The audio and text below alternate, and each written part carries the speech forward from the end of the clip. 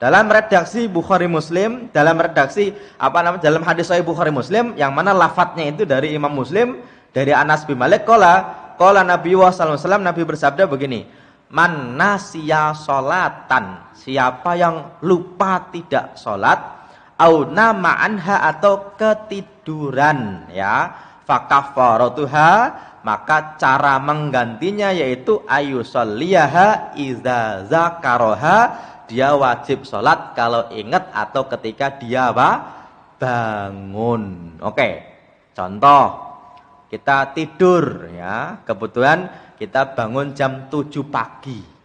Oke, berarti kalau kita belum sholat subuh, berarti kita sholatnya kapan? Ketika bangun, ketika ingat. Bapak-bapak nih ya, malam-malam misalnya lagi sibuk mempersiapkan acara, ya, sampai jam 1, jam 2 karena habis acara terus minum kopi.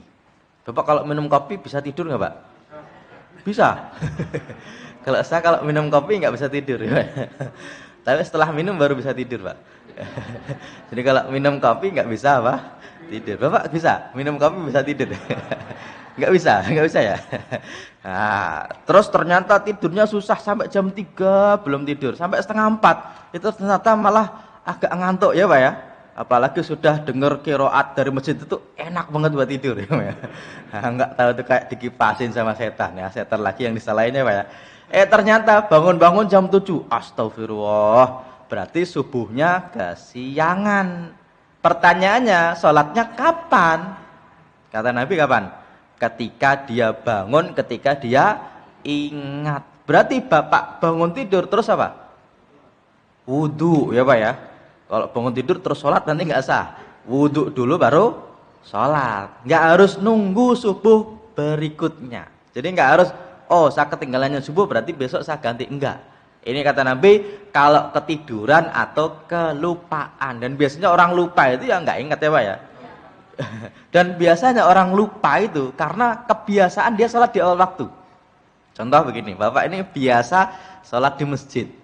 Suatu ketika itu ada tamunya sebelum maghrib sampai ngobrol lama sampai jam 9. Dan biasanya jam 9 Bapak ya beres-beres rumah terus tidur, gitu ya Pak ya. Dan Bapak biasanya sholat isya-nya itu ya di masjid karena tidak biasa sholat di rumah. Jadi kalau sholat di rumah itu kayaknya gimana, ya Pak ya. Bapak gitu juga kan ya? Insya Allah ya. Kayaknya gimana gitu Ustaz? Gak enak banget Ustaz. Alhamdulillah ya. Ternyata besok waktu sholat subuh, Allahu Akbar, rakaat pertama itu Bapak mikir, tadi malam udah sholat belum ya? Ya Pak ya. Kan biasanya kalau orang sholat ingat macam-macam, ya Pak ya. Nah, terus Allahu Akbar, oh iya, tadi malam kan dia datang sebelum isya. Terus setelah isya, saya belum sholat. Allahu Akbar, assalamualaikum. Oh iya, tadi isya belum sholat. Berarti sholat subuhnya mikir sholat isya, ya Pak ya. Oke, pertanyaannya, berarti kalau orang itu belum sholat isya berarti wajib nggak? Wajib. Kapan dia sholat? Nah ini nanti jadi perdebatan. Meskipun kebanyakan ulama menyebutkan waktu sholat qadha, karena Nabi menyebutkan ketika ingat, berarti kapanpun dia ingat dia sholat. Berarti habis sholat subuh boleh nggak sholat isya? Boleh ketika kelupaan atau ketiduran. Tapi kalau qadha ini Pak, saya sarankan kalau pas sholat subuh itu jangan qadhanya itu di masjid. Ya, maksudnya Bapak ini tidak sholat isya. Nanti jadi omongan banyak orang, ya Pak.